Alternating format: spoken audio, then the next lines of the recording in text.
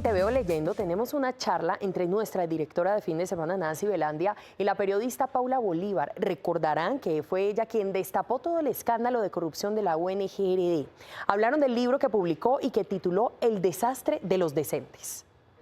Empiezo por algo muy concreto. ¿Te imaginaste alguna vez que una llamada desde La Guajira resultara en libro, pero en capturas, en el escándalo más grande de corrupción de este gobierno, pero sobre todo en libro, Paula?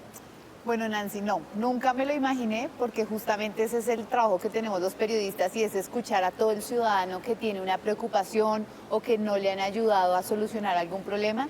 Así que no, simplemente yo dije, no, tengo que hacer esa denuncia que es de un ciudadano guajiro y nunca me imaginé que esto iba a terminar en capturas, en investigaciones y en libro. Hablábamos ahorita de cómo fue un poco el proceso de creación de este libro. Contémosle un poco a los televidentes. Te llaman, tú los buscas, dices desde el principio, de aquí sale un libro. ¿Cómo llegas a esto? En septiembre del 2024 me contactan de la editorial Penguin Random House del sello Aguilar, pues a preguntarme si estaba interesada en contar la historia detrás de esta investigación de la ONG-RD y fue allí cuando inicia ese proceso e inicio a escribir el libro en diciembre del 2024. ¿Qué se van a encontrar aquí que no se ha contado del todo en los medios?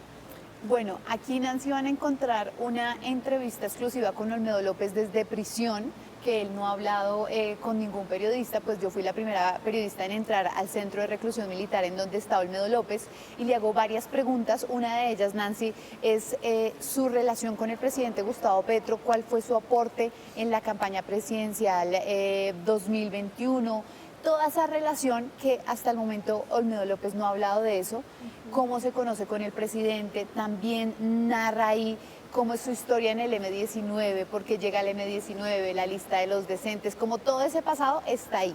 Pero adicional, analizo el oficio del corrupto.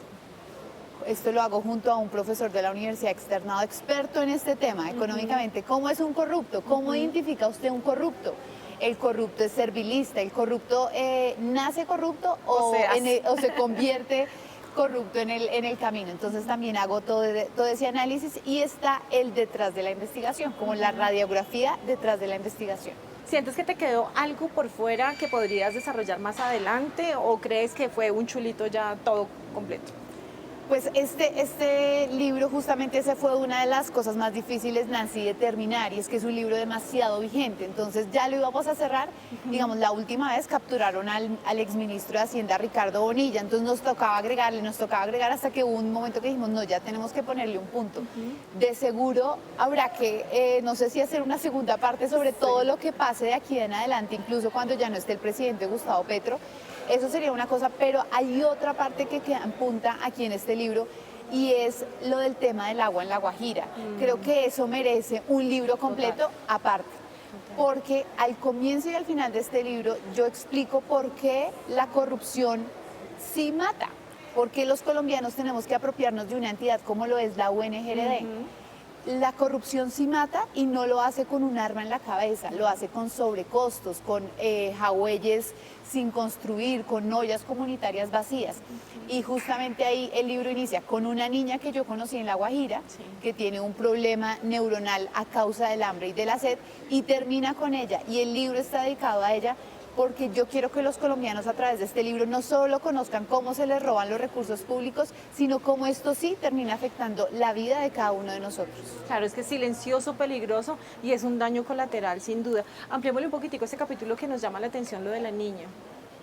Bueno, en 2023 yo estuve justamente con la Asociación de Bancos de Alimentos en La Guajira, conociendo de primera mano cómo el hambre afecta el cerebro de los niños, porque siempre hablamos de las cifras de hay niños que por supuesto fallecen porque no resisten esta situación crítica, pero hay niños que resisten, hay niños que sobreviven y estos niños que sobreviven quedan con un daño neuronal, es decir que estos niños, Nancy, no van a poder ir al colegio, no van a poder ir a la universidad, no pueden pensar por sí solos y en su vida adulta van a tener ingresos un 54% menos que todos los colombianos. Hablemos un poco de esta portada, de la cubierta que me llama mucho la atención porque creo que el título, mejor imposible, pero la caricatura que vemos acá, ¿de quién es y qué quisieron retratar con eso?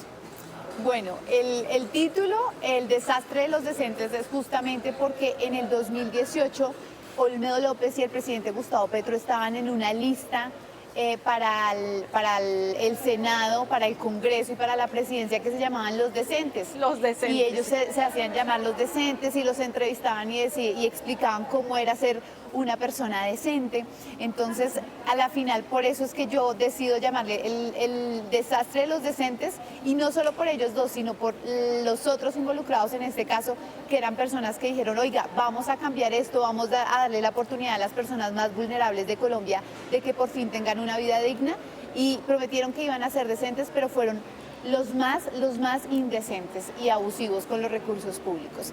Y la caricatura es de un caricaturista muy reconocido que se llama Zuleta, y justamente él retrata esta caricatura tuvo el premio Simón Bolívar a la mejor caricatura del año 2024, porque retrata cómo mientras el carro tanque le da miles de millones de pesos aquí a un político, me imagino que es, pues el niño del Guayú, de La Guajira, no recibe ni una gota de agua, y esa es la realidad, es la mejor forma de graficar lo que pasó en el escándalo de la UNGRD y qué pasa con las otras entidades públicas, y lo hemos visto en los últimos días.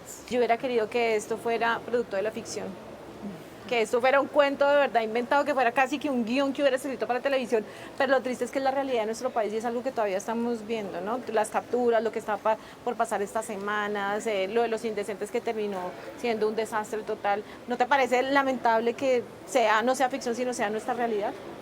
Sí, incluso a mí también me causa demasiada tristeza.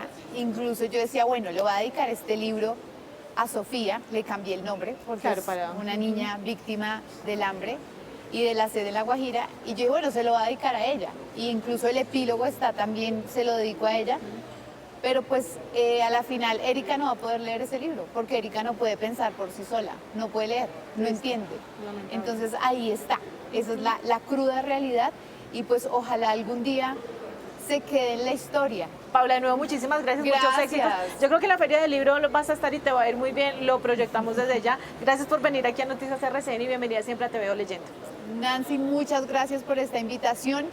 Todo colombiano debería leer El desastre de los decentes, lo que pasó en la UNGRD y lo que viene pasando de gobiernos anteriores. No podemos permitir que se nos roben los recursos públicos que mejoran la vida de los colombianos. Gracias.